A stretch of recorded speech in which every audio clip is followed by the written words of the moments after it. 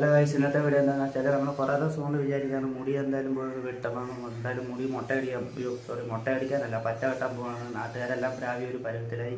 അപ്പോൾ ഇങ്ങനെ മുടി ചട പിടിച്ചിരിക്കുകയാണ്, അത്യാവശ്യം നീളമായി. അപ്പോൾ ഇന്നത്തെ വീഡിയോ നേരെ മുടി പോയി മുട്ട അടിച്ച് ഇപ്പോൾ ഉള്ള ലുക്കും അപ്പോൾ ഉള്ള ലുക്കും കൂടെ കാണുമ്പോൾ നിങ്ങൾക്ക് മനസ്സിലായി അങ്ങനെ ഉണ്ടെന്ന്.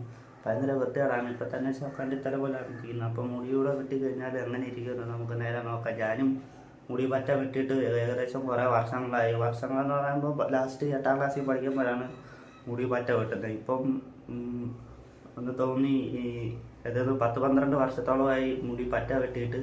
അപ്പോൾ ഇന്ന് ഇത്രയും ആയ സ്ഥിതിക്ക് നമ്മൾ പോയി ഒന്ന് മുടി പറ്റ വെട്ടാൻ വേണ്ടി പോവുകയാണ് ഗൈസ്.